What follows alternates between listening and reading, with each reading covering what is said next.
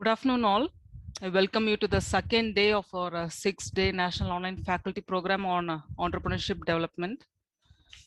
So today's session is by Dr. Meghna Chabra. So Dr. Meghna Chabra has a doctorate in entrepreneurship and has more than 15 years of teaching experience in industry and academia. She has various publications in national and international journals to her credit and also holds an international patent from Australia. She has conducted entrepreneurship awareness camps through the Government of India sponsored National and Science Technology Entrepreneurship Development Board under the Department of Science and Technology. Her research interest lies primarily in studying the gender gap in entrepreneurship, women entrepreneurship, and entrepreneurship education. She also serves as editor with CRC Press, Taylor and Francis, USA. Dr. Meghna Chabra currently serves as associate professor under Faculty of Management Studies in the Manav Rachna International Institute of Research and Studies, Faridabad, Haryana. I now invite Dr. Meghna Chabra to deliver the session titled Creativity and Design Thinking. Yeah, thank you so much. Thank you, ma'am, for the introduction. And good afternoon, one and all. And I welcome you all in this session on creativity and design thinking, which is a part of the FGP, which ongoing FGP on entrepreneurship development. Just a second, I'll just go to the next slide.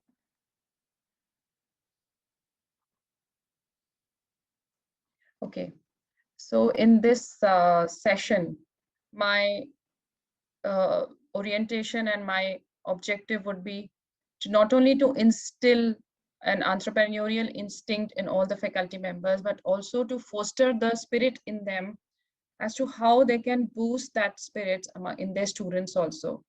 Because needless to say, as we can see, the economies all around the globe are moving. Entrepreneurship is the way we can actually hone the unexploited potential which is lying latent in the economy in the form of those people who have the potential but who are not daring to take the leap because of some preset contentions. And actually entrepreneurship is not never been taken as an alternate career choice. Whenever a child is looking for alternate career options, he's shown as you can become an engineer, you can be a doctor, you can be a lawyer. But actually, how many of us tell our children or tell our students that you can also be an entrepreneur, and it is an equally good alternate career option.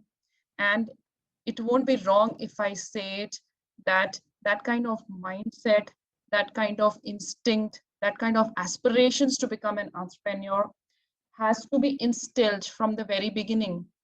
It's not that one fine day we start teaching them entrepreneurship and we tell them, okay, this is definition of entrepreneur, this is definition of entrepreneurship is all about risk taking, collecting like land, labor, capital, resources, and pursuing your passions.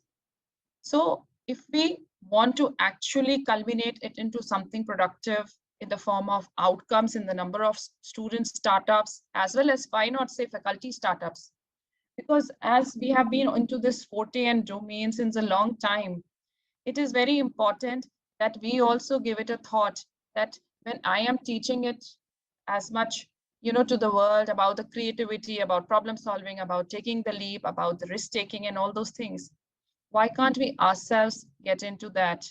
So it is very, very important that we actually realize that we have that kind of potential, maybe which is latent and which we have not discovered.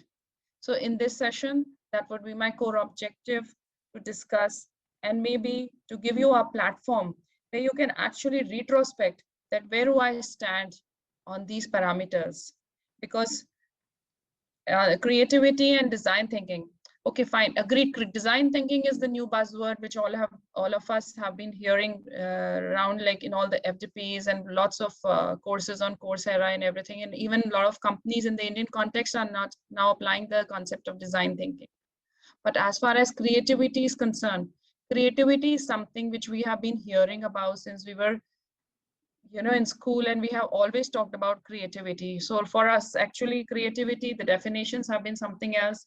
And in this session, I would like to throw a light on the facts that actually latent creativity is there in all of us. Intense creativity is there in all of us, but it's just that we need to realize it, explore it, and exploit it. Okay, so formally, let us begin. If I ask you about creativity, what is creativity? You would say creativity is when somebody creates music. That is what I have been getting the answers in other sessions where I have put forth the question in the beginning of the session. The normal replies would be creativity means when you write poems, when you write stories, when you create music, art, painting, and everything. But undoubtedly, creativity is not only these things. Creativity is also when you and me, we explore the options on a day-to-day basis, and we decide to do even the simplest of the processes in a different way by being a little more creative towards it. The examples and the relevant associations I will give during the sessions. So there is no doubt that creativity is the most important human resource of all. Without creativity, there would be no progress, and we would be forever repeating the same patterns. Edward de Bono. Creativity is not liquid, it isn't a vitamin, it isn't an element, but it is an abstract compound. It is just as technology is a byproduct of human imagination. So even technology, actually, it's a product of human imagination. If a person wouldn't have thought of converting energy into light, we wouldn't have seen bulb. So in behind every invention, there is just one human aspect which has been predominant, and that is the creativity and imaginative power of the human brain, which is actually infinite. So what happens when an author is able to create the bestseller book? What actually goes on? What phenomena creates a best selling, an album, a music, a piece of song? What phenomena lies underneath all those highly creative pursuits? The answers which I have got is that in the pursuits towards gaining excellence, which actually all of us, you and me, are striving on a day-to-day basis. We are all in our profession since last 10, 25 years, 10 years, 20 years, even more, some of us may be in this profession for more than that. In our professional endeavors also, we have been trying to we have been trying to achieve that academic excellence, to achieve that professional excellence, and to achieve that at certain levels, personal excellence. So whenever a human mind explores into those domains where it is able to, touch that infinite potential, then they get those kind of, blessings in the form of these outputs which we see in the form of the best-selling things which we have been talking about. A painting which sells for crores of rupees. Who does not like to paint and draw? There are many people who make very good paintings, very good pieces of arts are created by many of us here. In our free time, we like to scribble all those things. But what happens in that one painting? What kind of art comes into that? What kind of characteristics seeps into that makes it worth a fortune? That means that in the pursuit towards that excellence, that person, that creator, that painter actually touched that part where the infinite potential lies, and then he or she is blessed. So that means that to achieve that kind of excellence, you, me, each one of us is actually capable of, because we have been exerting ourselves. But at the same time, we ought to believe that we can also explore that kind of phenomena, and there is not a limit till which we can explore and exploit ourselves. So there are a few examples I would like to discuss in the beginning of few companies who actually implemented these principles and they got amazing results. So I've just brought two examples here. So first example is from Airbnb. So in 2009, Airbnb's revenue was dwindling. So at one point of time, the company was earning only $200 a week. So the top management was hard stuck as to what has gone wrong. The company was such a profit-making company, and suddenly, from Titanic, how has it become so anemic? So the team realized. So instead of scaling up, and instead of mounting on their marketing efforts, or trying to bring the best of corporate professionals, the Airbnb team decided to go inwards. They realized that the rental listings which they had put on display on their websites had poor quality pictures. So several of the team members flew out to New York and took their own high quality pictures, which they placed on their websites. So this was followed by a 100% increase in the revenue. So instead of focusing on scalability, instead of focusing on increasing the revenues, instead of focusing on getting the market share, or instead of focusing on hiring the best of professionals, they turned inward and asked, what is it that I'm doing wrong? What is it that our customers need? So by applying a creative thinking methodology to their business, the Airbnb team had turned a corner. So their New York experience became a miniature experiment from which the team learned some big lessons. One of which was that empathy could be just as important as code for a business success. So the key word here, which I'll be using a lot in the subsequent slides, also in the subsequent parts of this session, is empathy. Empathy is the key word behind every problem solving and every kind of problem solving which we talk about, solving the wicked problems. So there are two types of problems. There are straightforward problems. For example, if I talk about MCQs, I'll give you a question and there would be 4 options out of it, A, B, C, D, and there will be an exact answer. Sometimes, obviously, there are more than one answers also. But objectively, if we talk about MCQs, they have a specific answer, and that is why it is called as objective way to assess. So there is just one question and there's just one answer.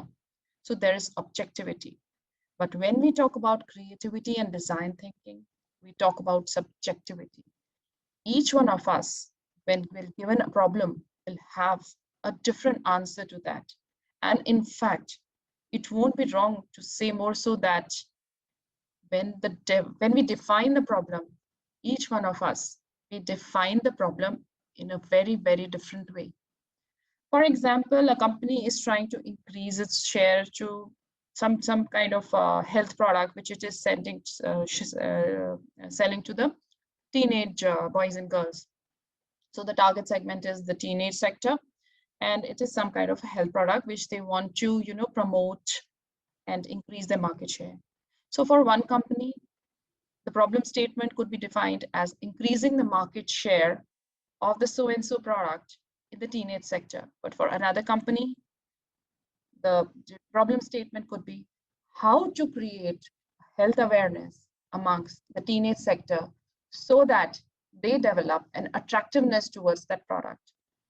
So when we talk about creativity and design thinking, not only each one of us create a different solution for a problem, but at the same time, in the beginning itself, the problem definition also changes, because we are not thinking in a specific vertical path. We are prone to using lateral thinking in the creative thinking process. If we will see a bunch of kids are most, they're supposed to be most creative. If the kind of things we discuss, if kids are given a specific problem to solve, they will come out of unimaginable solutions because they are not stung by logic. They do not exert logic while answering that should I say this or should I not say that? Is this right? Is this not right? Will people laugh when I say this? So they are absolutely, they do not use any logic. Their creativity is boundless. And if we discuss things with them, if we try and put problems in front of them, they will come out with solutions which we even cannot even imagine, or which we cannot even think of. But at the same time, in that creative kind of a brainstorming, there might come out solutions which will change the turn of events phenomenally. So coming back to where I started, I was talking about the types of problem. So there are specific problems, objective problems, which are straightforward and vertical problems. But in creativity and design thinking, we try to use the problems which are defined as wicked problems. So wicked problems are undefined problems which do not have a straightforward answer, which do not have a straightforward solution. Most of the time, I have seen faculty members, discussing in their classes and in the groups also that, one of the biggest problems which all of us face, and I'm sure many of us must be facing, that we have found that in certain classes or segment of classes, the students are not as attentive as we expect them to be. They are more prone into using their gadgets. They are, because this generation is actually, it's an Android kind of a generation sitting on the phones, laptops, internet, social media, WhatsApp, Telegram, Facebook, Insta, Reel, TikTok, and all those things are actually the part. They are no longer a part of life for them, but they are a way to live, they are a way to connect.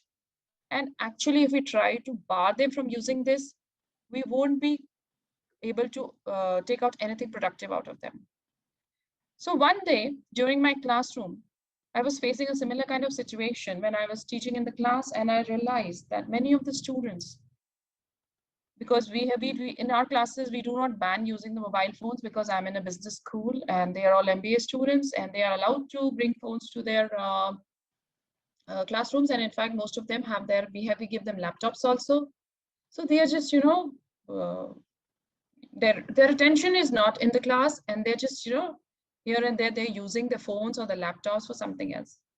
So instead of getting frustrated and instead of getting annoyed, what I did was, and that strategy actually I'm doing till date also, I just wrote the topic on the board, which I was teaching at that particular day in the class. It was on effectuation under the subject entrepreneurship.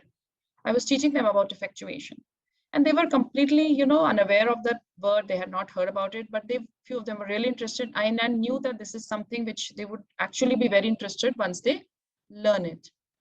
So I wrote the topic on the board and said that please feel free to use the internet, to use your mobiles, to do research on your phones about this topic. And if in any case, if anybody faces a connectivity issue, please apprise me, I'll help you on it.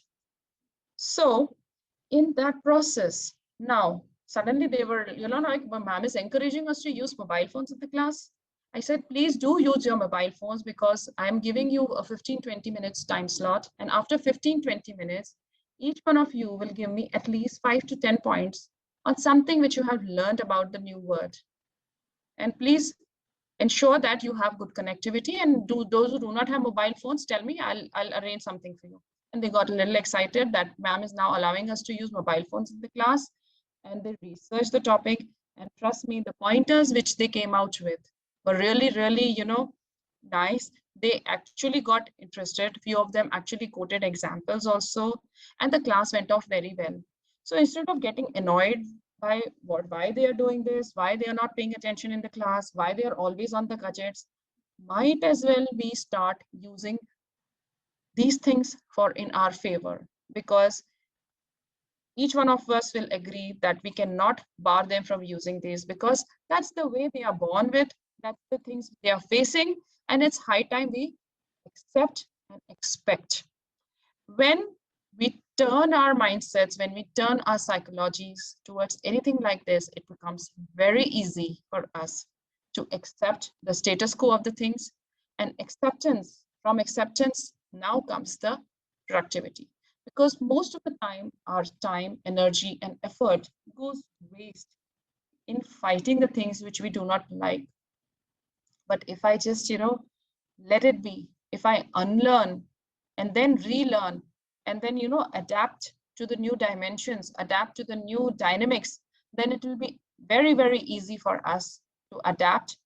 And thus, we will be more productive. And obviously, our stakeholders, needless to say, would be also highly productive.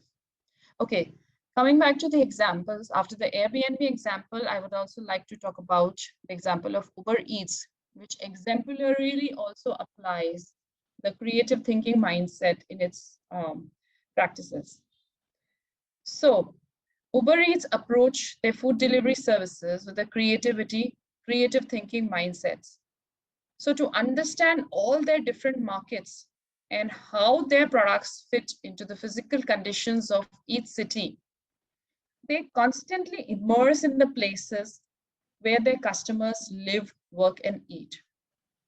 So sitting in an air-conditioned office and discussing amongst ourselves is not going to yield an understanding. It is not going to yield a solution. It will be just meetings where things are decided as to what was the agenda of the meeting and what was the outcome of the meeting and what will be the agenda of the next meeting.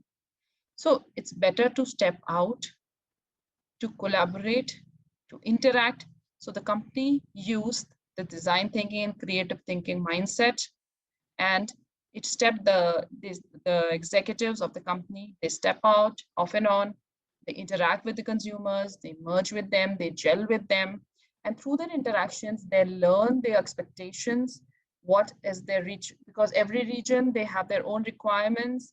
So what their customers live, work, and eat by that. And after that understanding, they cater and they customize their products and services according to that. So this has also brought about phenomenal quantum of business success for Uber Eats. And many companies these days are turning inwards, and rather than trying to grasp the market share, they are actually trying to empathize more and more with their consumers. Okay, so nature's creation versus the creations of the human minds. So nature created the venom, we created the anesthetics. Nature created the leaf, we created the solar panel, where we can convert the energy from light. Brain can be compared with the computer or the electronic circuitry, DNA with the computer program, the eardrum with microphone, the eye with camera, lens, focus, film. So the microphone and the camera, which is enabling me and you to interact today, where we are thousands of kilometers away from each other. Eyelid, windshield wiper, incisor teeth knife, heart pump, spinal cord communication, and telephone cables and birds, music. So these are the few of the examples which actually will, stir us to think that we have come as a human race, we have come a long way, and still we have a long way to go as far as technological innovations and creativity is concerned.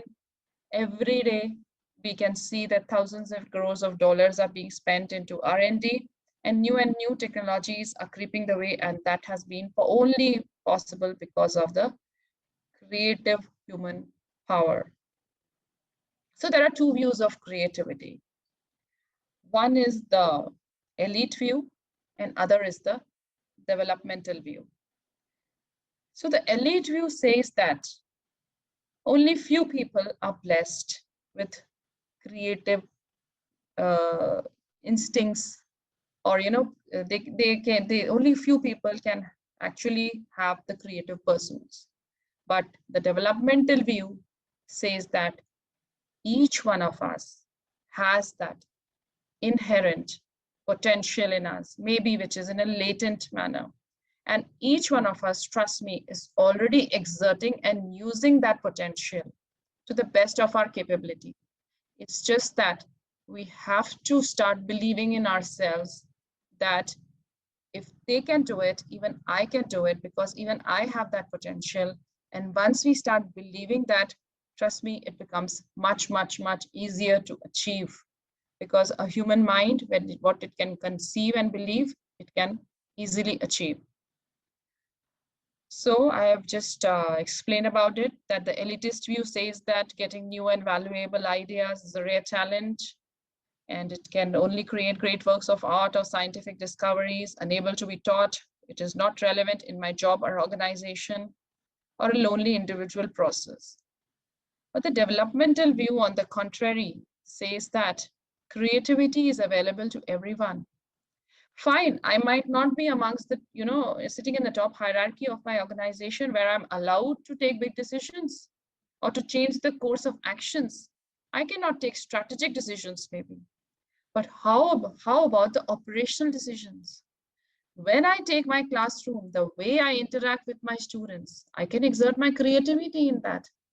The way I create my notes, I can exert my creativity in that. The way I decide to take the assessments, as far as even the internal assessments are concerned, that is in my hands. That is where the creativity is I can exert. We have been hearing about the pedagogical innovations, the latest, the project-based methodologies, that it has to be case-based, it has to be assignment-based.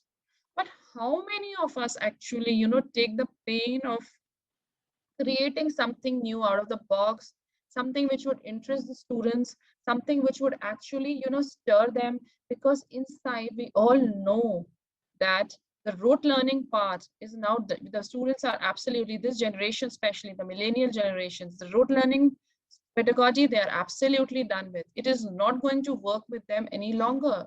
The way it worked for us, it's not going to work for them, because their aspirations are totally different, their exposures are totally different.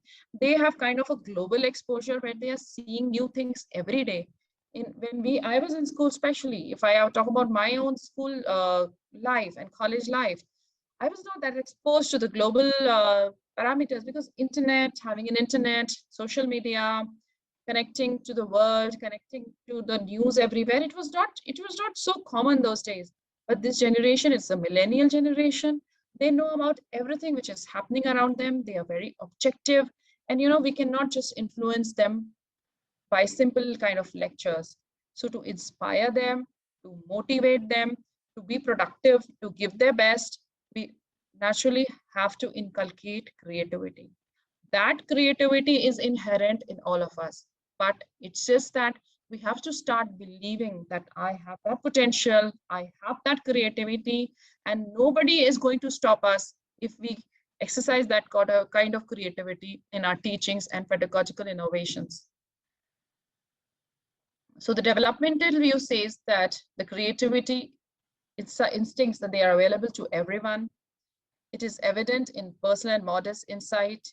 It can be released through training and development and personal potential. Like today on this platform, we are sitting in this FTP. We are actually trying to learn something new, something out of the box. It is within the scope of all jobs. It is encouraged or discouraged within groups according to their climates, and escape from personal stuckness, and reveals itself in results which are original and potentially viable.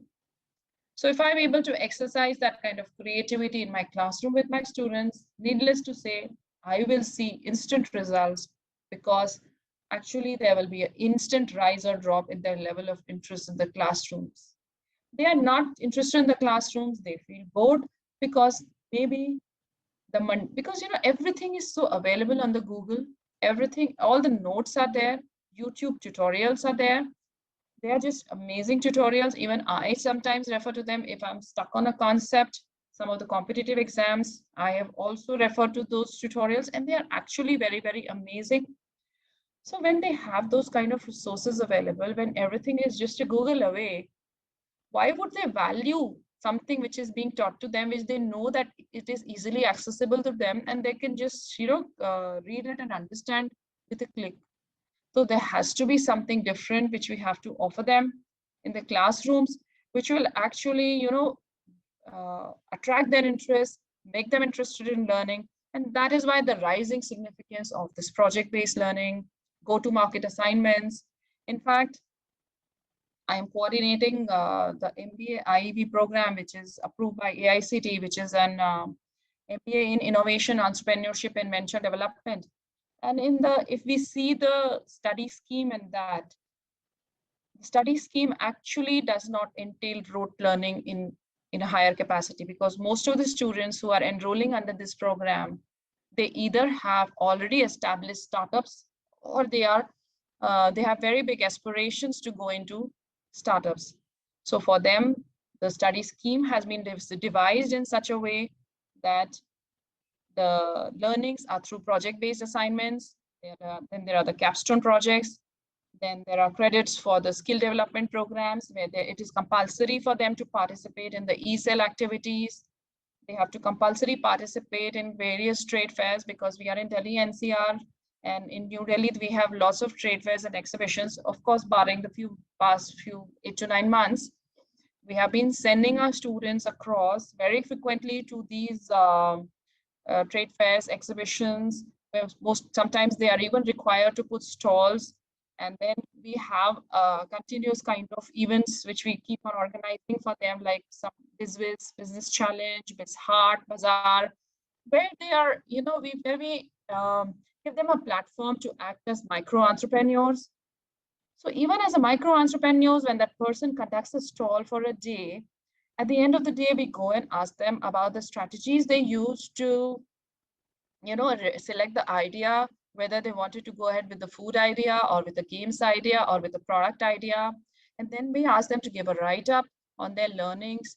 We ask them to give us a breakup of the profit and loss statement, like how much did you invest and how much did you earn, what kind of marketing tool they used. And sometimes, to our pleasant surprise, we have found them using their, marketing their products big time on social media and everything. And they have attracted crowds like anything. Even we could not have, thought of that up events will become so popular.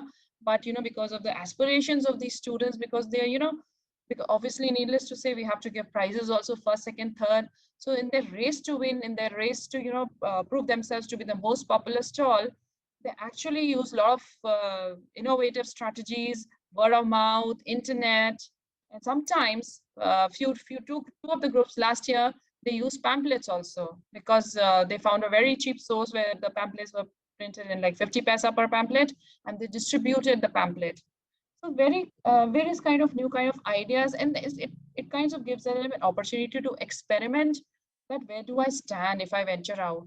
So once they are exposed to these kind of things, we send them to markets, like go to the metro station, go to this market, go to that market. We give them targets that this is the product you have to sell. So these kind of pedagogical tools, if we talk about, these kind of creative pedagogical tools we talk about. So it's not that it's something which we can only talk in theory or in pages. In fact, the new education policy, which is very soon going to be implemented in the year 2022, and in fact, many of the colleges have started implementing, because I see many colleges here now taking teachers in two capacities, either in a teaching capacity or in a research capacity. So this education policy also focuses a lot on liberal arts, where we give a lot of multidisciplinary exposure to our students. So a science student does not only learn science, but he also learns geography, and maybe camera and maybe cinematography. So that kind of liberal art culture, which was existing in the times of Nalanda and Takshila, the government is now bringing it back so that we can create our niche again on the global education platform. So creativity in everywhere, in every pursuit, as facilitators, as mentors, as faculty members, and even as entrepreneurs, all of which can exert and practice on a day-to-day basis. So I think we have discussed this. So there are various simple ways which we can actually exercise creativity on a day-to-day basis. One thing I found is in that work from home scenario, if we can make our immediate surroundings beautiful and eccentric, so sometimes the unexpected can jolt us out of the complacency and inspire us.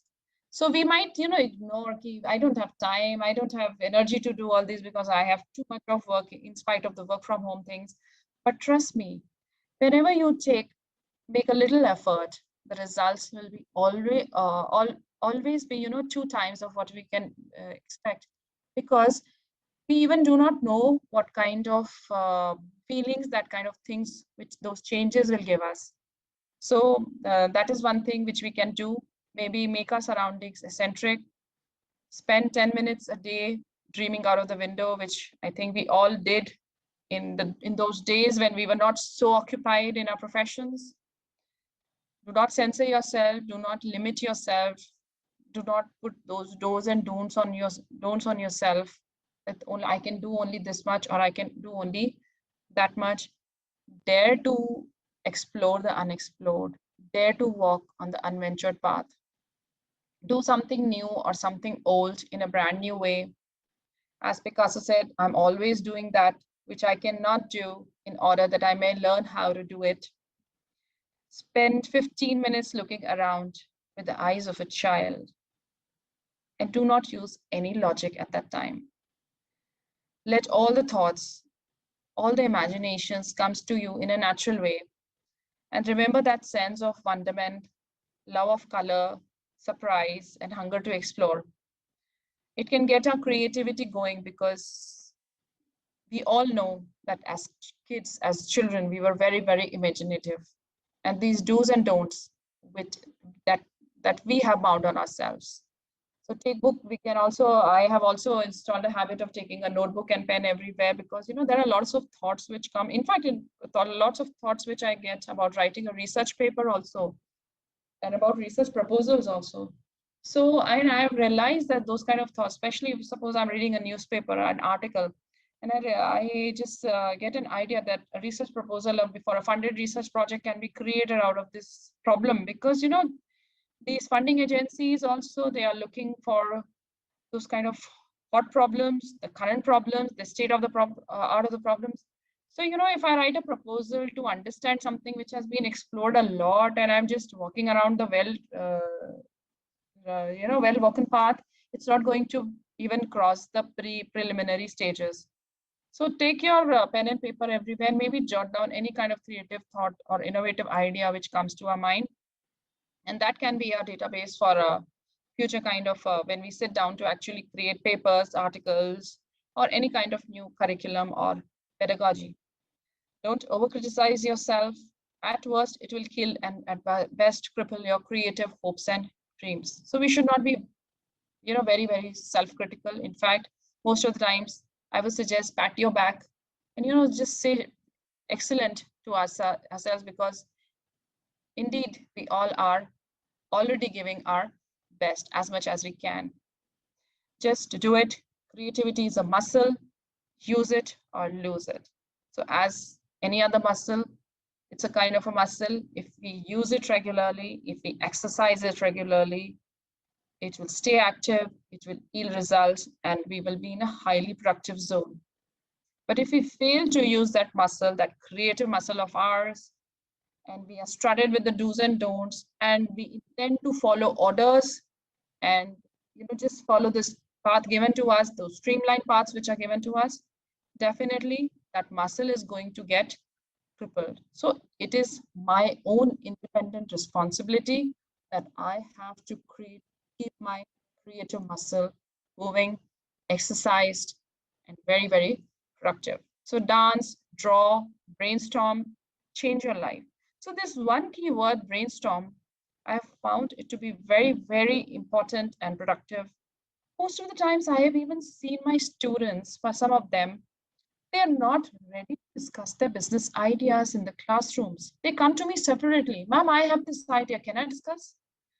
Because, somewhere they are scared that if I talk about the business idea in the class, somebody will steal the idea and they will actually start, working on that idea and create a business out of it.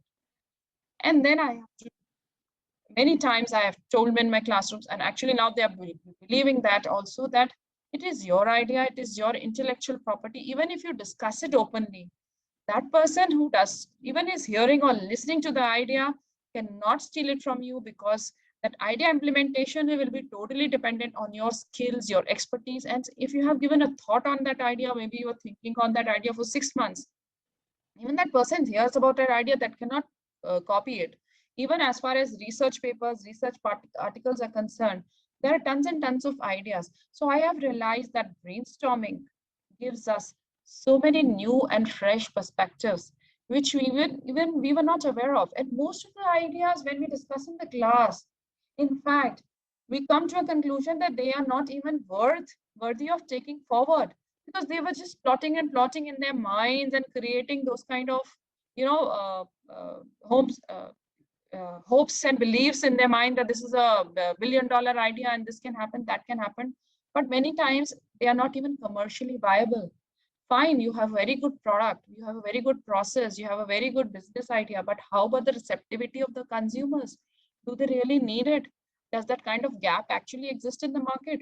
Is the competition really, going to let you strive and sustain? Because as we see the rich is getting richer, all the private sector, if we see the big corporates, they are getting stronger and sturdier. So as far as small businesses are concerned, for them, survival is the big, it has become a big question these days. So the Kirana bazaars in front of the supermarkets. So this kind of competition, which we are seeing everywhere, the e-commerce is there, the online is there. So nobody wants to actually step out of their homes, venture out to the small shops and buy stuff from there. So might as well start into that kind of a domain where you see that actually you can create a mark.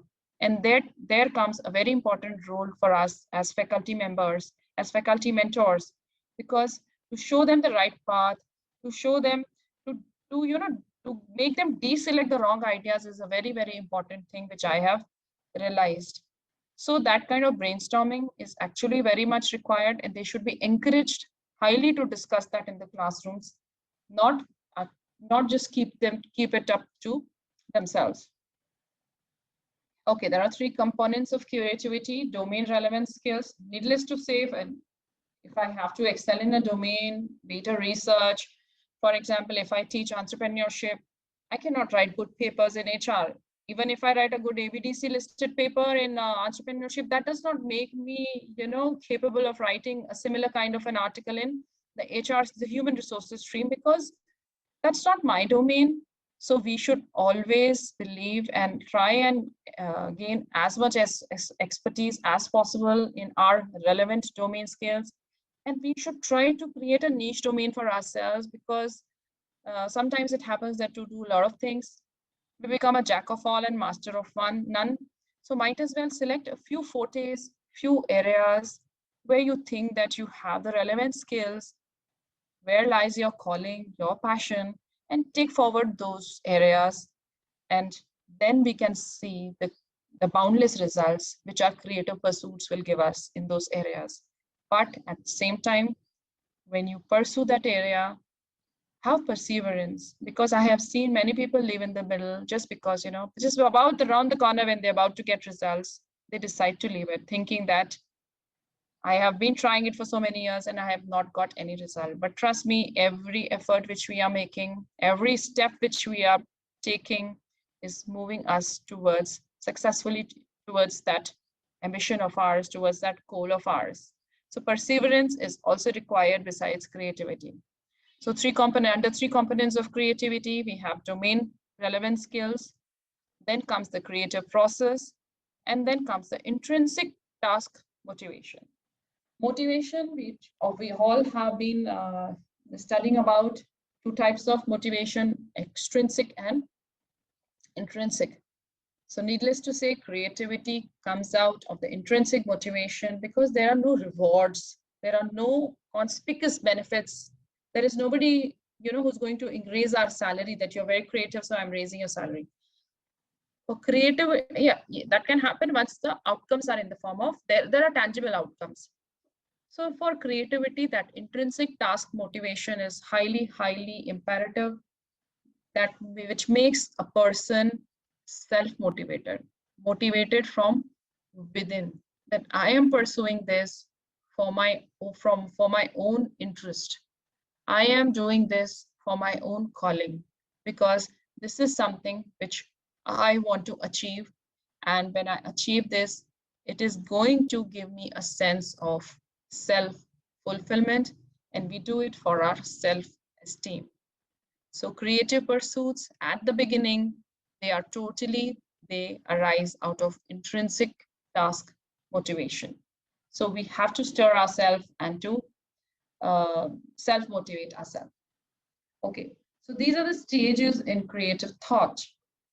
First is preparation, incubation, insight, valuation, and elaboration. So under preparation, we do a lot of groundwork, we explore options, and we select that one creative idea or thought which we want to nurture and take forward. Under the incubation stage, We preserve that thought, we nurture that thought, we safeguard it so that it does not get killed. So when we safeguard that thought, sometimes it might happen that, because of various other demotivating factors, the thought might expire or the thought might die off, and we might not be able to, carry forward that thought. It's all right. Go back to the first stage. Again, do a lot of homework, do a lot of groundwork, and then maybe you can select another thought. So after the thought has survived the incubation stage, then you focus with a lot of, you evaluate, kind of with an insightful now perspective, that whether I have, with the idea or the thought which I want to take forward, whether it's commercially viable, whether it's achievable, those kind of insights is highly required. And then with the help of the experts, your colleagues and other stakeholders, you can actually get the idea evaluated. And once it also clears the evaluation stage, you can take it forward in a elaborate manner. Now maybe you can document it, create a white paper out of it, you can distribute to your shareholders, or if it is a business idea or a business project, you might as well go forward toward it. So these steps, it will be more clear, and actually they are in a more robust form when I take up the design thinking session. So how do people solve problems they have never seen before? Through creativity. So if we see where we are, so how can we know where we are going without first knowing where we have been? So to understand my journey, to understand and to create my own path, it is very, very important for us to retrospect as to where I am right now. I have seen individuals and organizations after this, especially after this lockdown period, creating a lot of sagas about the falls, about the retrospections, and about getting themselves back on their own 2 feet. So this has been time where there has been a lot of restructuring, rebuilding, and reinventing, which has been going on everywhere. So this is in these dynamisms, we can actually also self-evaluate ourselves as to what exactly the path which I have covered and what exactly is the path I want to venture.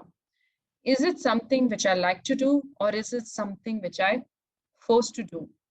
Because the best of the creativity, the best of our output, and the best of our abilities will always come in those paths where I want to go and not where I am forced to go.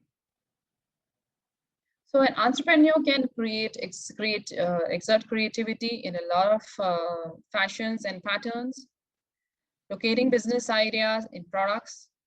So create entirely new products or new services, creating end-to-end solutions for customer problems, finding new customer segments or unmet needs, changing how the customers interact with you, changing how the entrepreneur get paid, innovate on the processes, changing position or scope of participation in the value chain. That would be a big leap for an entrepreneur indeed.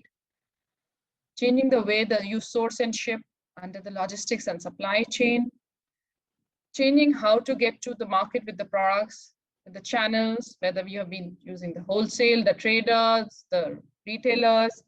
So, going inwards helps us to introspect and helps an entrepreneur to introspect whether the practices which he or she has been doing have been yielding good results, or some kind of inward thinking, creative thinking, or design thinking processes are required, R&D to create new technologies, material, products, or processes.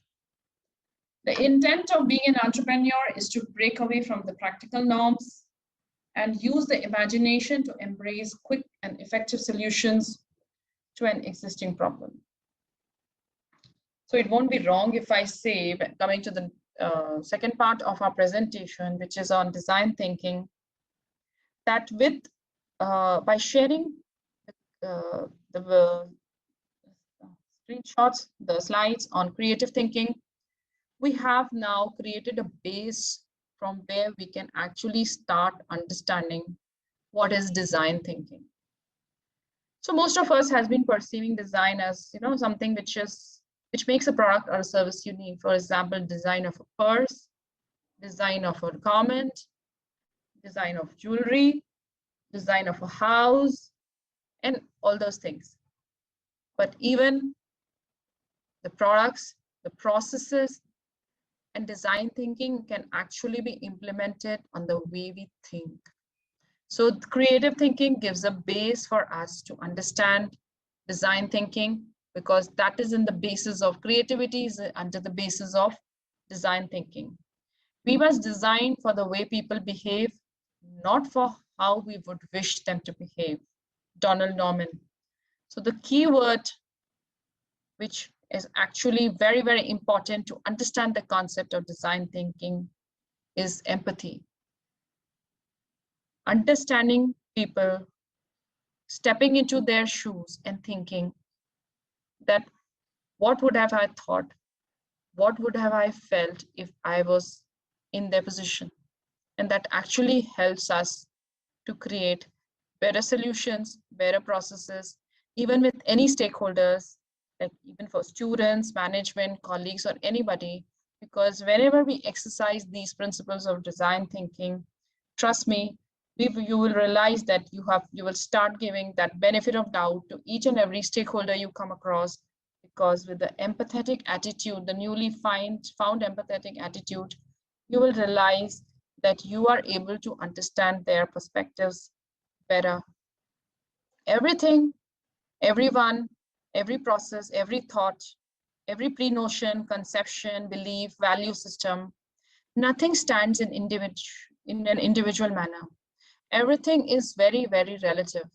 So why me and you behave differently in a different situation? Because of the fact that it is always a relative phenomena. Because of the fact that your background and my background is different. Our exposures are different. Our educational experiences have been different. The kind of people we have met, the kind of people we meet in our life, they exert a lot of influence in molding our behaviors. So people who see a lot of bitterness in their lives, they themselves become a lot better. The people who have actually blessed to have families and friends, they were very encouraging, very loving, very caring. They always seem to be very confident, because they treat the world by the thoughts and the actions which they receive. So it is, everything is very, very relative. So when we start understanding things from this point of view, that everything is very relative and nothing comes independent of anything, then it gives us a better perspective to understand things. It gives us a better perspective to, give people a benefit of doubt, especially a student body, which we deal with every day. So design thinking is a non-linear, iterative process which seeks to understand users, challenge assumptions, redefine problems, and create innovative solutions to prototype and test. So this is something which we can actually learn ourselves and teach this to our startup students, because as startup students now, they are in the process of creating a story, a saga for themselves. So from scratch to the end, if they actually understand these kind of philosophies, if we are able to instill this kind of beliefs in them, they will be able to, select better kind of business ideas which actually suit them better. So the manage the column exercise can be done better. How? This will understand the subsequent slide. So everything goes smoothly, and sometimes unexpected happens. So the important thing is to know how to turn problems into opportunities. So some keywords behind design thinking are: it solves the wicked problems. Wicked problems, I have already explained in the earlier slides, that they are the ill-defined problems which do not have specific solutions. Design thinking is human-centered. Design thinking is collaborative. Design thinking is optimistic, and it is experimental. It is the confidence that new, better things are possible and that you can make them happen. So once we understand the design thinking process, I will urge you to implore it in a better way. Maybe you can, do a lot of research, and it is not something very technical. It is a very simple process.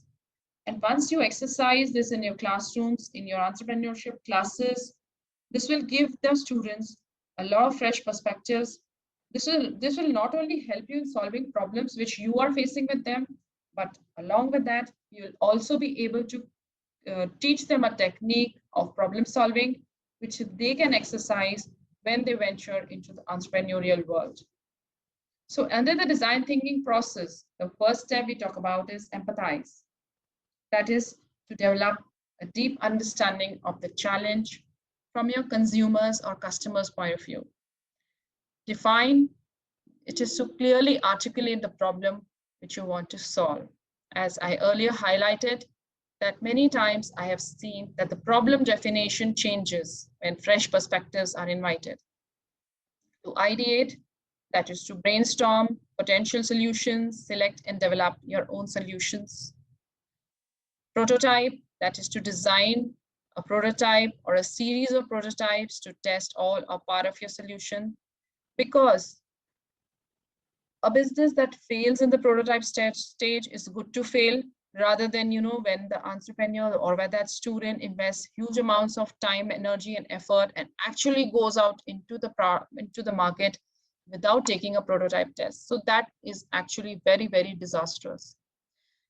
80%, 85% of the startups have a failure rate in the Indian context because of this very weakness which the startups are actually facing, is that they do not, even in the field of research, when we collect data, for example, the sample size is used, especially in our thesis on the funded research projects where the sample size is 500, 600, 700.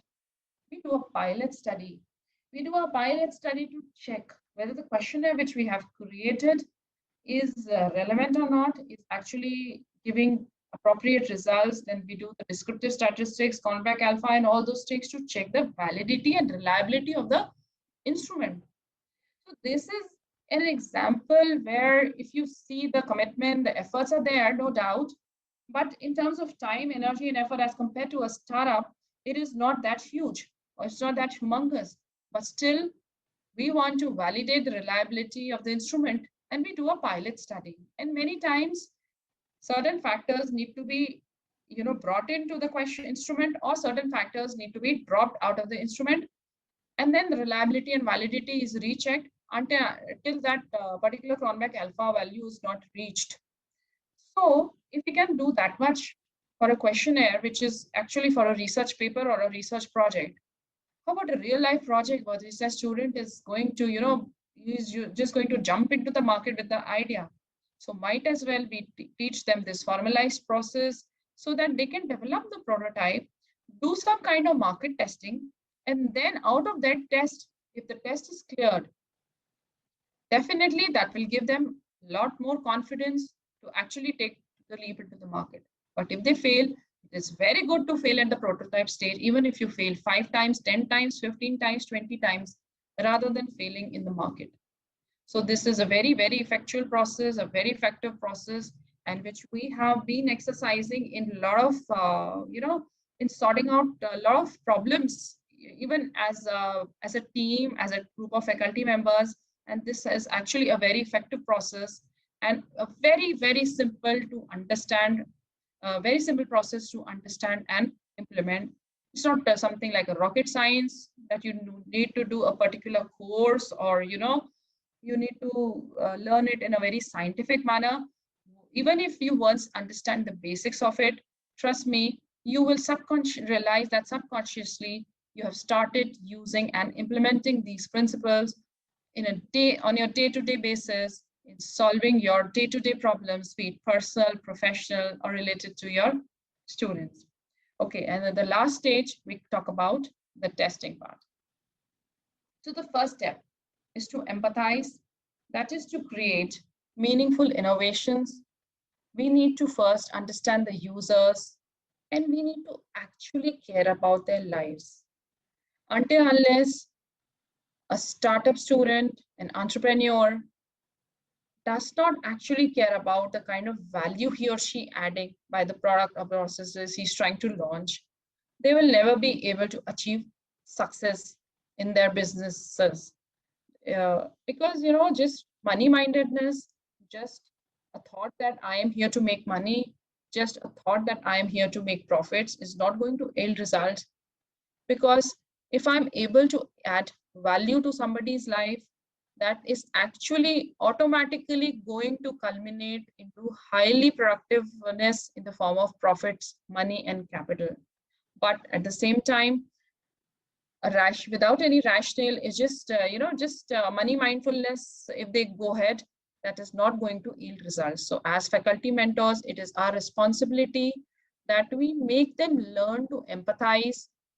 Whenever they have a business idea, the first question we need to ask is, what kind of value do you think you will add to the people by this product or service which you want to launch? It can be a very simple product. Maybe we wants to start a very small food stall, but what kind of value are you trying to, add to their lives? Are you trying to give them healthy food? Are you trying to give them, nutrients? Are you trying to give them pocket friendly food? So there has to be a value statement behind their startup aspiration, which we called as most of the times those strict technical vision and mission statement. But you know, instead of making them write the entire constitution, we can just simply make them write an 8 to 10 lines paragraph on about their value statement. That what is the kind of value they intend to add to the society, to the consumers, to the customers, to the stakeholders by their intended startup.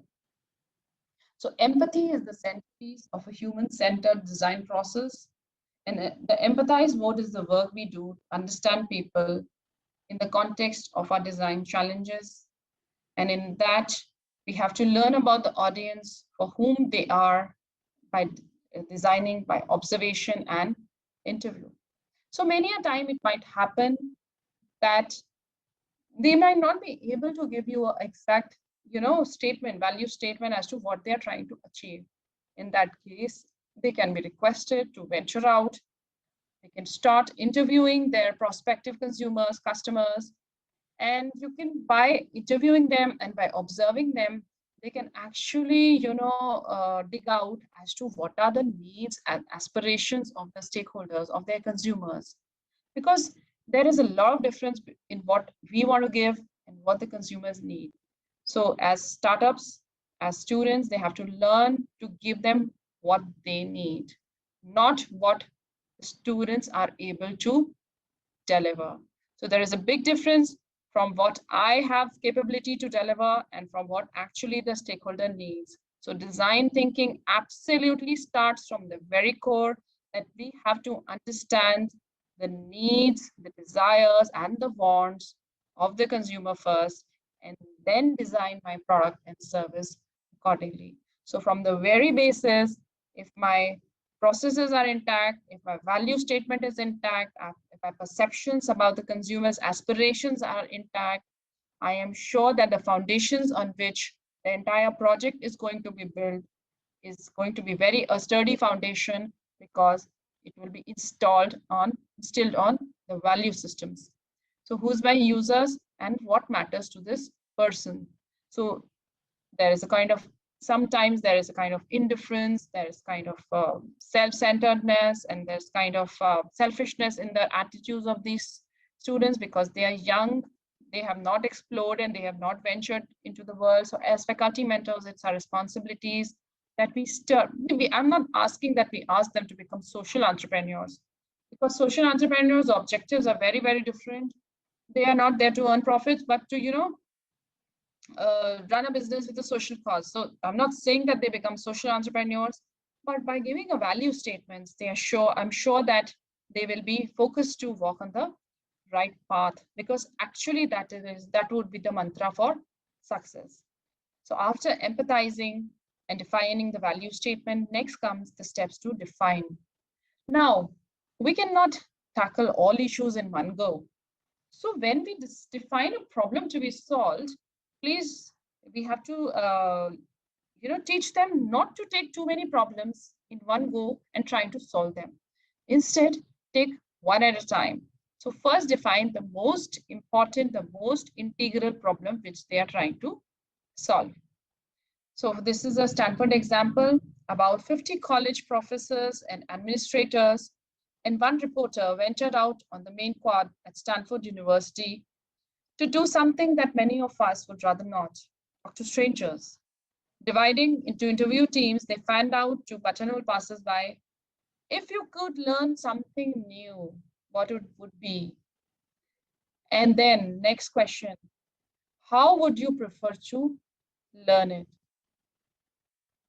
So persons of stature sitting on a platform like Stanford, they use the principle of design thinking to venture out, to meet the strangers, and to understand now that is there a synchronization, is there a sync between what I am teaching and what they need? Is there a sync between how am I teaching and how they would like to learn? So why can't we? And why can't our students who are actually going into the startup world? So they can actually step out into the world with their own ideas. They can, identify their prospective consumers, request them for small interviews, and ask them. Maybe they can shortlist a few ideas which they have, maybe 3 to 4 ideas, and related to that, they can ask them questions that if in particular segment there is a new product, if it turns out to be something like this, what is your opinion on that? And what is your opinion on how you want the product or service to look like? What is your opinion on how your product or service should be priced? So those kind of exercises will actually help them to build the foundation in a very more robust manner. So after empathizing and defining the problem, now is the time to ideate. Now this is the very dynamic part of the design thinking process. And brainstorming is one very simple exercise which we all have been doing, and it is very often used in the design thinking process. So what happens is in this typical brainstorming exercise under the design thinking exercise, we can use a lot of sticky notes, colorful sticky notes.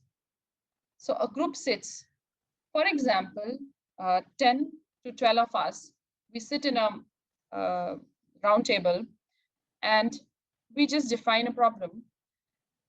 For example, like as I earlier gave an example, the problem is that why aren't the students not concentrating in the class? And for some, the problem would be, why do students sit in the classes only for attendance and not for learning? So these are the kind of ways in which the problem can be phrased and rephrased until we come to a concurrent problem statement. So after all of us have come to a concurrent problem statement, each one of us is given these kind of sticky notes where every idea which comes to our mind without exerting any logic, without exerting any right or wrong, we pen down that idea and we go to the board or maybe a whiteboard and we keep on sticking those ideas. There are no hierarchies in brainstorming. There is no professor, associate professor, director, HOD, dean. There are no hierarchies.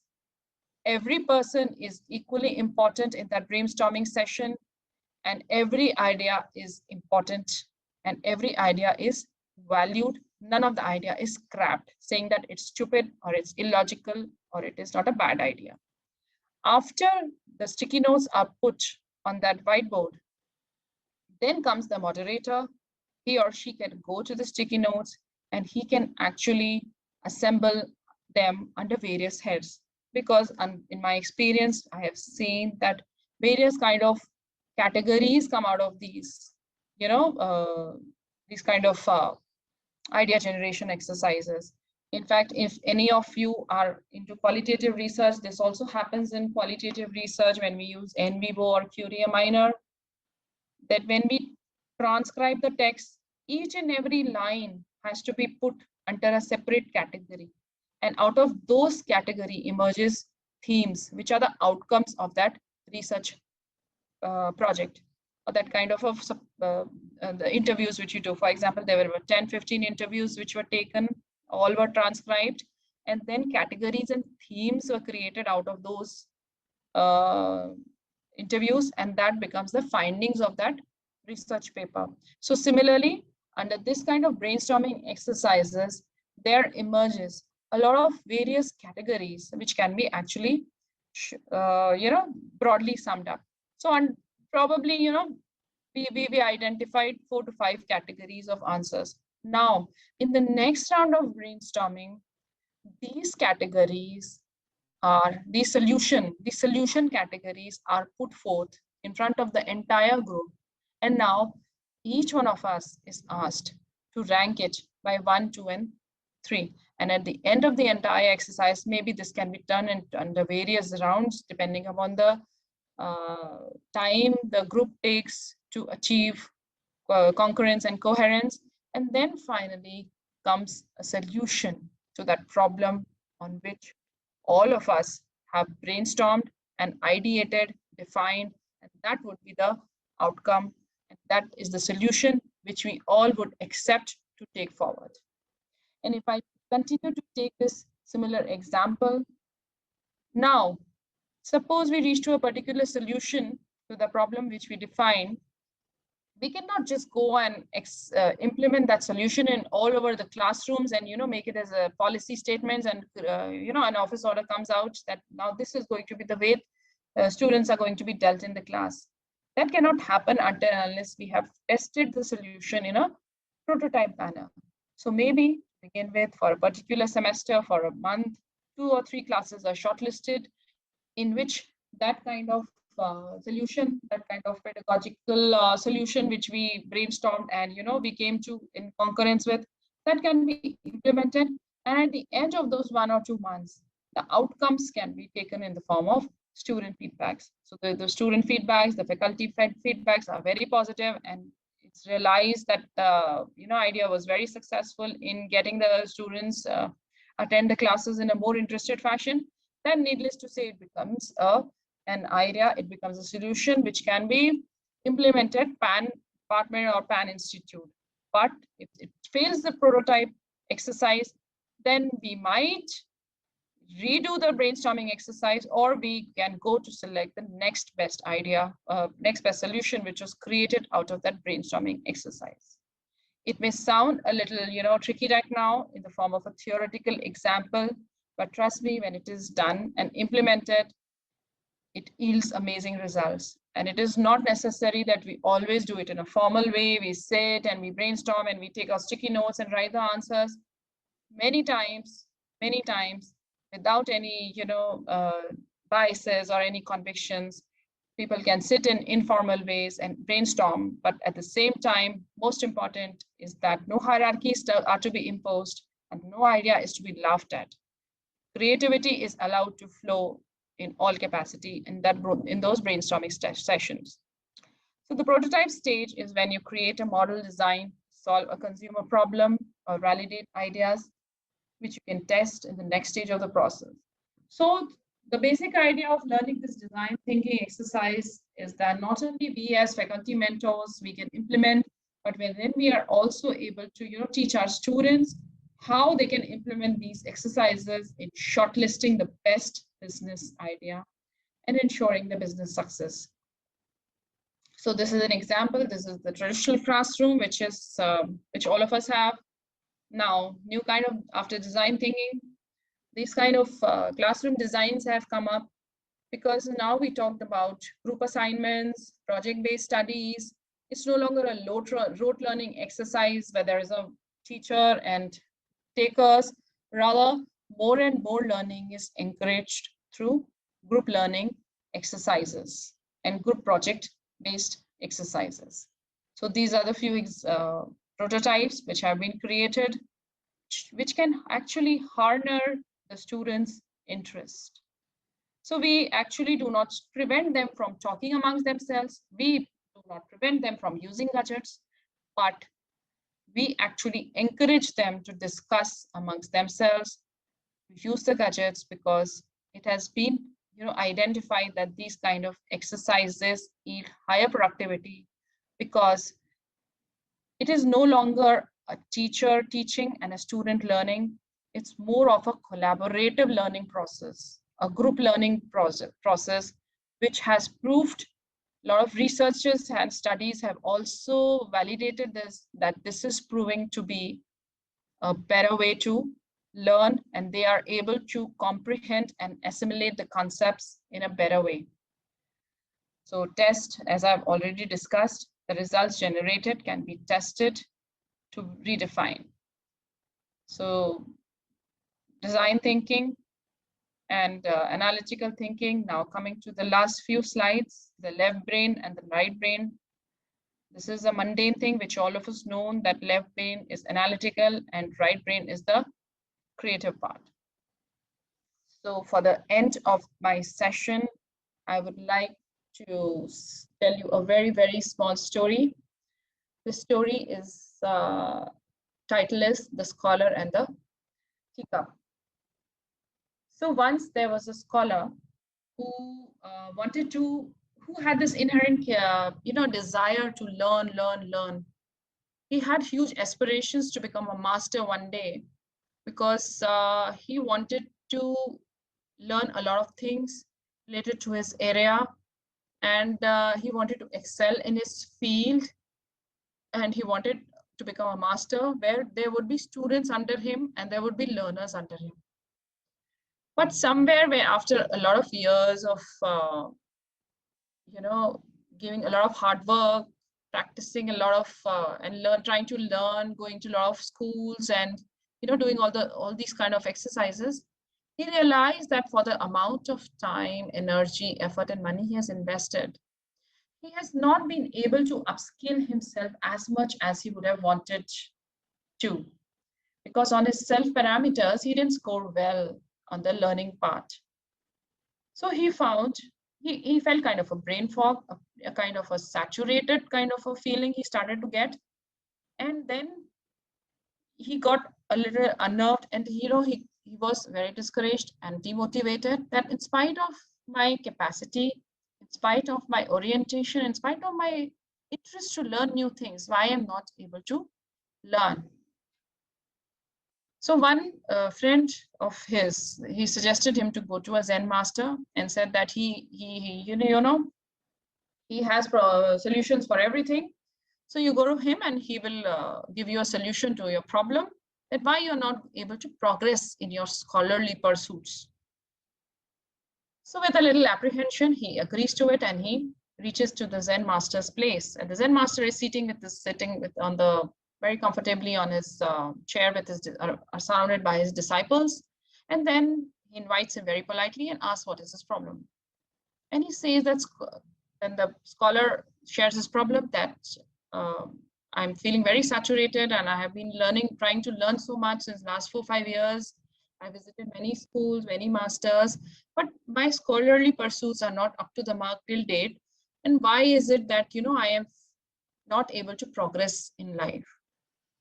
So the Zen master very simply, just told him that, see, there is a table there is a cup and a teapot there. Please pour tea for me, and don't stop pouring the tea unless I ask you to do so. So he becomes a little apprehensive that what kind of answer is that? But nevertheless, it's the master who's saying. He was a well-revered master. So he goes to the table and starts pouring the tea out of the pot, the teacup.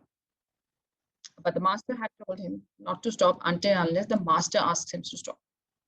So once he starts pouring the tea, very soon the tea comes till the brim of the cup. And he expects that the master will ask him to stop, but the master does not ask him to stop. He becomes very nervous. He looks here and there, but everybody is just sitting calm and without poker face and without any reactions. So just following the orders, he keeps on pouring the tea. And very soon the tea starts spilling out of the cup, onto the plate, onto the table, and finally onto the beautiful carpet which was under the table. And he starts getting so nervous that this is his fault and he's actually spoiling the carpet, but also he did not dare to stop. So he keeps on pouring, and a lot of tea gets spilled out onto the carpet. And after a while, the master asks him to stop. So the master asks him, why do you think that the tea spilled out of the cup? And so he replies that the tea spilled out of the cup because there was no more capacity in that cup to take new tea. So master smiles and replies that I need not explain you anything. You have your own answers. The best way to put fresh tea into an old cup is to throw away the old tea from that cup and pour the fresh tea. That means that you have suffocated and saturated yourself with so much of knowledge, so-called knowledge, so much of so-called learnings, that now you're not able to learn anything new. So the best strategy would be to unlearn, to empty your slate, and then try to learn something new in life, which will actually give you a lot of satisfaction and will actually give you a lot of self-esteem. So the best way, the moral of the story is that if we really want to be creative, if we really want to incorporate all these principles in our teachings, and if we want to teach our startup students, we need to teach that there are a lot of old inhibitions, traditions, beliefs, which are in a form of a vertical thinking process, which are inherent in them, in all of us. So to be very dynamic, to learn new things, to adapt new things, we have to learn to be flexible and to let go of the thoughts and processes which are no longer of use and to start afresh. And this is all from my end. And I hope and I believe that this session might help all of us here to upgrade our students and to upgrade ourselves in our entrepreneurial journeys and endeavors. Thank you so much. Thank you, Dr. Meghnad Savra, for this elaborative session. So the participants, if you have any questions, you can put it to the session speaker. Participants, any questions?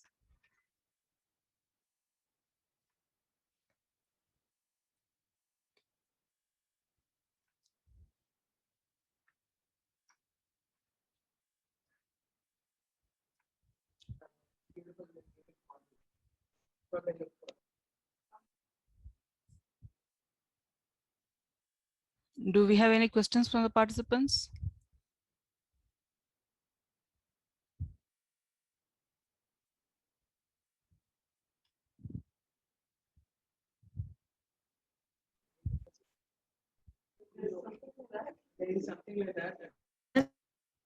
We have completed our first session. If you have any questions, Ms. Meghna is ready to answer all your questions. If you have any questions related to creative thinking and design thinking. Yes, we have a question from Mr.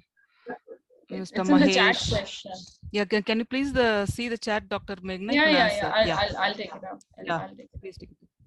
And first of all, thank you for liking the session, Mr. Virendra, Ms. Padmavati, Mr. Mohammed, and Mallikarjun Rao. Thank you so much. And Mr. Mesh is asking how to tune the students to turn creative culture. This question is in itself a very good question, sir, which actually is a very, very reflective of your aspiration now, that once you think that, that is something not very exclusive and it is something which is common to all of us, you are now daring to, started to think that even the students, it's high time that they should be, tune the students to turn creative culture. So by following all these simple exercises, which I discussed during the session, that, for example, I gave you an example of a brainstorming session, which was conducted with the faculty mentors. How about conducting a brainstorming session for the student problems with students themselves? Ask them to conduct it amongst themselves. Start with small issues, small problems, even maybe personal problems, because I have seen that in that age group, they have, very common problems, very similar kind of problems, relationship issues, parents issues, financial issues, career problems. So maybe small kind of brainstorming sessions we can start conducting for them, where supervision can be there, and sometimes without supervision, so that, they feel free to discuss. And once they become adaptable to this kind of a strategy, and they realize that solutions can come out of these exercises, they can actually, be motivated to take up these exercises in a professional manner.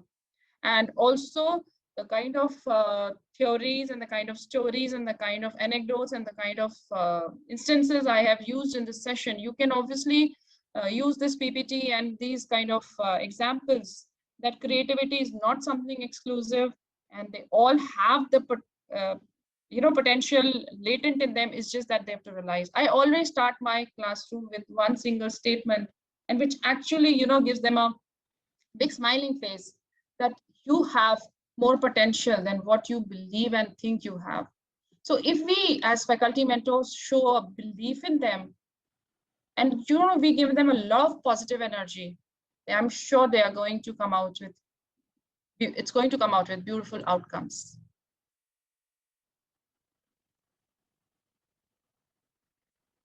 Yeah, so ma'am, may I go to the next questions from the chat, if you permit? Yeah, you can continue, Dr. Meghna. Yeah. Okay.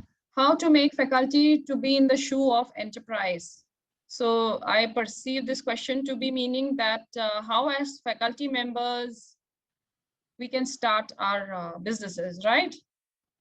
So I don't know about the institutes in which you're working, but especially in our institute, we have faculty startup schemes where the white papers are created. It is there are lots of rules and regulations, because nobody wants to leave a career and a job for which we have worked so hard.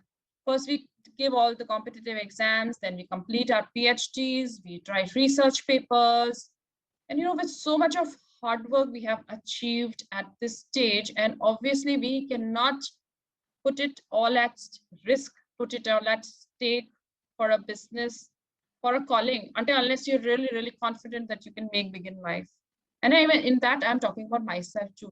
So for that, a lot of beautiful schemes have been taken out by AICT. Yesterday only, I had a session with an AI expert from AICT. So these are the faculty startup schemes you can suggest your management. In that, we continue to remain on the role of the institute. We continue our roles and responsibilities as earlier, but at the same time, depending upon the time of engagement, upon this time of amount of time which the startup would require, a new kind of remuneration and all those kind of things are negotiated between the faculty and the institute. And alternatively, sometimes it can also come out in a consultancy mode.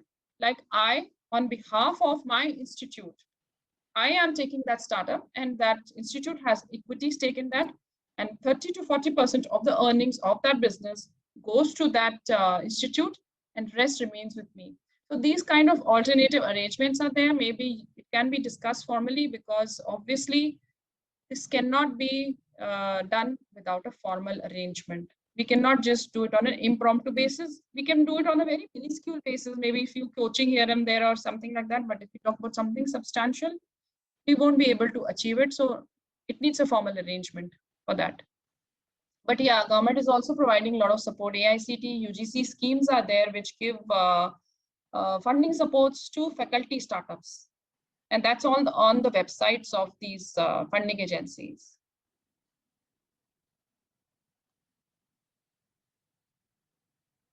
Madam, good afternoon. Can we go with the same insights when students' geographical are different? This is a very, very relevant question. Dr. Gopal, thank you for asking this beautiful question. Absolutely. They belong to different regional cultures, different kind of family backgrounds are there. In fact, I am doing a lot of research on entrepreneurship education, and even the gender plays a very, very important role, because male students and female students, the orientations are very different for different regions. Yes. So no, we cannot go with the same insight. The answer would be a clear-cut no, we cannot go, because in design thinking, when we talk about empathizing, that means I have to customize. That is the difference between rote learning, rote teaching, and lateral learning and lateral thinking, where I have the capability to customize my teachings based on the student group. Undoubtedly, for a class of 30 students, if there are 5 different specific groups, we will have to exercise creativity in that few parts. When I teach it as per the, a common concurrence of the group, but for specific groups, you have to customize it. And on a group basis, we can give them group assignments based on their own independent factors which they are facing. For example, students who have businesses in their family backgrounds, their mindsets are very different because they are very confident in their own skills, because they have seen their family members always doing business and they always feel supported that whatever happens, my family business is there for me to join. But on the contrary, students who complete parents are completely from service classes background and no other entrepreneur have been there, they are very skeptical, very apprehensive, and they need a different kind of handholding. So for these kind of students, a lot of new even strategies are coming. I have seen in certain institutes, they give deferred placement opportunities. Deferred placement is that, for example, you pass out in the year 2020 and you declared that you want to become an entrepreneur, but you do not want to avail the placement opportunity now. As an institute and as a responsible institute to promote the startup ecosystem in my country, it becomes, I give them an opportunity of deferred placement. That fine, your placement, your eligibility to claim placements from this institute stays till 5 years from now. So till the year 2025, that student has always a step back option, a Stepney support kind of a thing, where he or she is very consciously aware that even if I fail in my startup, I can go to my institute and avail the campus placement opportunity. Because needless to say, we might place them well in our campus placement programs, but independently when they venture out, because I'm taking care of the training and placement activities also in my institute since like last 7-8 years. And I realized that in itself, when they go out and they try to look for jobs, companies do not take them seriously. So there are various ways and means in which we can, customize it to students who have different backgrounds. And that's the need of the hour. That's the principle of design thinking, to empathize. I heard that creativity is not a long-run concept with human capabilities. That's what. So you are believing in the elitist view, which says that creativity is the, domain of the few. And that's not true, sir, because creativity is a long-run concept with human capabilities. And that is the only concept that has enabled us to reach where we are. You and me are interacting because of this creativity and imaginative power. We take flights, we travel thousands of kilometers in few hours. We can see each other, we can hear each other. This pandemic has brought out so many new kind of innovations and, so kind of new things which even you and me wouldn't have ever thought of. Now, online Kathak classes, online gym classes, online yoga classes. We never heard and we never imagined it, we never believed in all those things, but everything is happening now because necessity is the mother of invention. And invention comes out of creativity because it became a necessity, because there was no option that me or you or anybody else could have stepped out of the homes and houses. You never know what this phase might turn into. Many things which every one of us is foreseeing, that many things which have although started in an online mode because of a necessity might actually turn into an online mode out of comfort and out of the convenience it is offering. Because with the kind of greenhouse emissions and the kind of resource scarcity which we are seeing, the oil is depleting, water is depleting, everything is depleting. The movement has to be limited. We have to use less and less number of resources. So that the best way is to use internet and to do those things on an online platform rather than collecting in a physical way, fashion and doing it. So I would rather say that creativity is a long run concept and it was there, it is there, and it is there. And maybe one-to-one discussion we can have sometime. Mr. Mahesh. Thank you, madam. Quite interesting session, 21st century creativity. And thank you, Jyoti ma'am, and thank you so much, everyone, for being here with me on this platform. And I am highly grateful to NEFT, and I'm grateful to Osmania Technology Business Incubator, and highly grateful to Dr. Ganesan for giving me this opportunity to interact with you all and to come on this platform and share my insights. Thank you so much, everyone. Thank you, Dr. Meghna. Thank you for all the inputs you have given. So participants, we can take a short break now, and the next session will commence at 3:55. The next session is by Professor Dr. Mary Cherian on feasibility studies, identification of business opportunities. So we'll join by 3:55. Thank you all.